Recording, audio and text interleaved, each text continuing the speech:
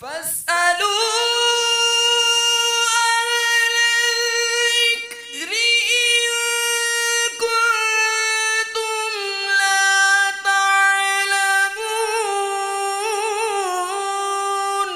تو اے لوگو علم والوں سے پوچھو اگر تمہیں علم نہ ہو۔ صلوا علی الحبیب صلی اللہ علی محمد صلی اللہ علیہ وسلم۔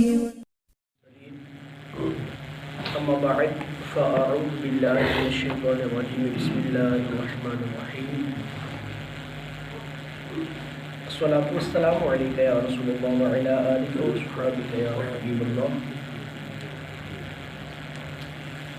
واذکروا اللہ فی ایام معدودات فمن تعجل فی یومین فلا اثم علیہ ومن تأخر فلا اثم علیہ لمن اتقى واتقوا اللہ واعلموا انکم الیہ تحشرون۔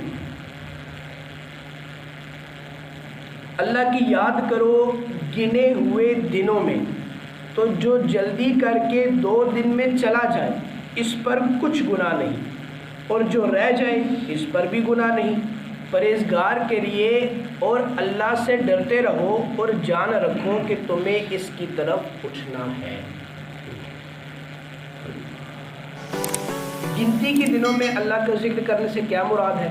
اس سے مراد ایام تشریق، عید کے دنوں میں جو ایام تشریق ہوتے ہیں، نماز کے بعد جو ایام تشریق پڑھے جاتے ہیں وہ، اور ذکر اللہ سے نمازوں کے بعد اور جمرات کی رمی کے وقت تکبیر کہنا، چونکہ وہ ایام تشریق گنے ہوئے ہوتے ہیں، چند دن ہوتے ہیں، اور اس میں یہ چونکہ یہ حج کا ہی ٹاپک چل رہی ہے، ہمارے یہاں کا نہیں، حج کا ٹاپک ہے، تو اس میں پھر جمرات کی رمی یعنی شیطان کو جو کنکر مارنے ہوتے ہیں وہ اس وقت چونکہ جو تکبیرات کہی جاتی ہیں وہ اللہ کا ذکر ہے۔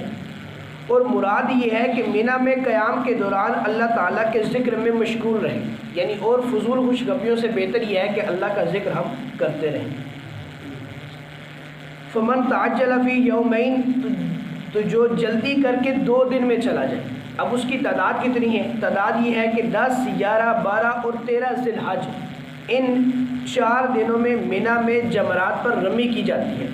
10 تاریخ کو صرف 1 جمرے کی اور بقیہ تاریخوں میں 3 جمرات کی۔ تو 13 تاریخ کو بھی رمی تو ہے، لیکن کوئی ایسا کرتا ہے کہ وہ 12 کی رمی کر کے چلا جاتا ہے، یعنی 10 کے بعد 2 دن 11 اور 12 ان 2 دنوں میں کرتا ہے، اور 13 کی رمی چھوڑ کر وہ چلا جاتا ہے، تو اس پر کچھ گناہ نہیں، لیکن افضل یہ ہے کہ 13 کی رمی کر کے ہی لوٹا جائے۔ وَمِنَ النَّاسِ مَن يُعْجِبُكَ قَوْلُهُ فِي الْحَيَاةِ الدُّنْيَا وَيُشْهِدُ اللَّهَ عَلَى مَا فِي قَلْبِهِ أَلَدُّ الْخِصَامِ وَإِذَا تَوَلَّى سَعَى فِي الْأَرْضِ لِيُفْسِدَ فِيهَا وَيُهْلِكَ الْحَرْثَ وَالنَّسْلَ وَاللَّهُ لَا يُحِبُّ الْفَسَادَ۔ اور بعض آدمی وہ ہے کہ دنیا کی زندگی میں اس کی بات تجھے بھلی لگے اور اپنے دل کی بات پر اللہ کو گواہ لائے، اور وہ سب سے بڑا جھگڑالو ہے، جھگڑا کرنے والا ہے، اور جب پیٹھ پھیرے تو زمین میں فساد ڈالتا پھرے اور کھیتی اور جانیں تباہ کرے، اور اللہ فساد سے راضی نہیں۔ یہ ایک اخبث، خبیث سے بھی بڑا اخبث تھا۔ نام کیا تھا اس کا؟ نام تھا اخنس بن شریک، نام بھی اخبث سے ملتا جلتا ہے، اخنس نام تھا، اور یہ بڑا منافق تھا۔ حضور علیہ السلام کے دور میں جب پیارے آقا علیہ السلام کی بارگاہ میں حاضر ہوتا تو بڑی میٹھی باتیں کرتا، بڑی لجاجت سے باتیں کرتا، حضور کی محبت کے دعوے کرتا، اور آپ سے جناب اسلام کے دعوے کرتا، قسمیں کھاتا، اور جب پیچھے جاتا تو مسلمانوں کو نقصان پہنچاتا، مسلمانوں کی کھیتیاں جلا دیتا، ان کے جانوروں کو مار دیتا، فساد پھیلاتا۔ اللہ فرماتا ہے کہ اللہ ایسے فسادیوں سے راضی نہیں ہے۔ منہ پر بعض ہمارے یہاں بھی ایسا ہوتا ہے کہ بڑی میٹھی باتیں کریں گے، آپ سمجھیں گے یار آپ سے بڑا تو ہمارا اس سے بڑا کوئی خیر خواہ ہے ہی نہیں، لیکن جب پیچھے جائے گا تو کترے گا، ٹانگیں کترے گا، پیچھے سے جڑیں کاٹے گا۔ تو ایسے شخصوں سے بچنا چاہیے۔ یہ ایسے شخص ہر طبقہ فکر میں ہے. آپ کو بعض علماء بھی ایسے ملیں گے جو بڑی میٹھی باتیں کریں گے، حقیقت میں وہ عالم نہیں ہوں گے. وہ صرف میٹھی باتیں کر کے لوگوں کو اپنے گرد جمع کریں گے اور ان میں دین کی غلط تشریحات بیان کریں گے.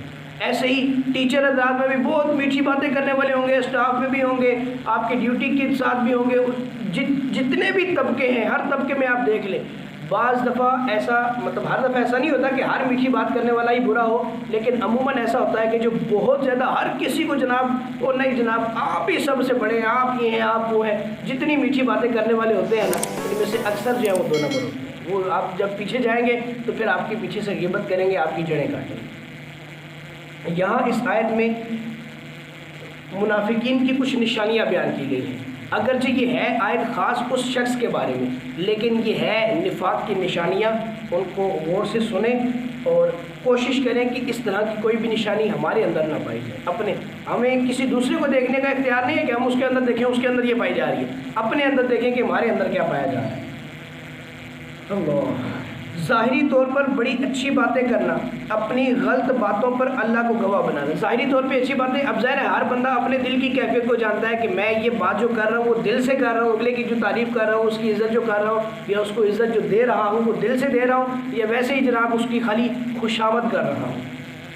اپنی غلط باتوں پر اللہ کو گواہ بنانا، بات پر جھوٹی قسم کھانا. اور نہیں جی قسم سے میں نے قسم، جو جتنی زیادہ قسمیں کھائے گا اس کا مطلب ہے کہ اس کو خود اپنی بات پر یقین نہیں ہے، وہ لوگوں کو یقین دلانے کے لیے قسمیں کھا رہا ہے. جھگڑالو ہونا، بات پر جھگڑا کرنا، فساد پھیلانا، لوگوں کے اموال برباد کرنا، نصیحت کی بات سن کر قبول کرنے کے بجائے تکبر کرنا. یہ تو آج کل ہم میں سے بہت زیادہ ہمیں یہ بات پائی جا رہی ہے کہ اگر کوئی بات ہمیں بتائی جاتی ہے تو ہم کہتے ہیں نہیں جی میں تو جناب 100 سال تو اس غلط عمل کرنا پہ میرے تو زیادہ چنگی گل کس نہیں ہے. بھائی آپ اگر غلط بات پہ عمل کر رہے تھے تو اگر آپ کو کوئی اور اس میں زیادہ پرابلم تب آتی ہے جب ایک چاہے وہ عالم دین ہے، امام مسجد ہے یا عام لوگوں میں سے ہے، بڑی عمر کے، اور دوسرا جو بتا رہا ہے وہ چھوٹی عمر کا ہے. ایک بڑے خاندان سے تعلق رکھتا ہے اونچی قوم سے، دوسرا چھوٹی قوم سے تعلق رکھتا ہے. ایک جناب کسی بڑے منصب پر فائز ہے، دوسرا اس کا چپڑاسی ہے. وہ اگر اس کو کوئی صحیح بات بتائے گا وہ کہے گا تیری اوقات، تو مجھے بتائے گا، میرا اتنا بڑا خاندان، میرا اتنا بڑا سٹیٹس، میں اتنا بڑا عالم دین، میں جناب وہ کب کا عالم دین بنا، تم آج جناب 10 نامی کر کے آئے ہو، تم مجھے بتا رہے. پوچھنا چاہیے کہ یار کیا واقعی یہ صحیح بات بتا رہا ہے؟ اس کی بات کو قبول کریں. اگر وہ صحیح بات بتا رہا ہے تو تکبر نہ کریں، اس کی بات کو سمجھیں، اس کو فالو کریں کہ یار اگر یہ صحیح بات بتا رہا ہے تو اس کی بات کو ماننا چاہیے. ایک دم سے انکار نہیں کرنا چاہیے، اس کی بات کو تھوڑا سا آپ سمجھیں کہ اگر یہ بات صحیح ہے تو اس پر عمل کر لینا چاہیے. آگے رب فرماتا ہے وَإِذَا قِيلَ لَهُ اتَّقِ اللَّهَ أَخَذَتْهُ الْعِزَّةُ بِالْإِثْمِ فَحَسْبُهُ جَهَنَّمُ وَلَبِئْسَ الْمِهَادُ. اور جب اس سے کہا جائے کہ اللہ سے ڈر تو اسے ضد چڑھے گناہ کی، ایسے کو دوزخ کافی ہے اور وہ ضرور بہت برا بچھونا ہے. یہ منافق آدمی کی ایک اور علامت ہے.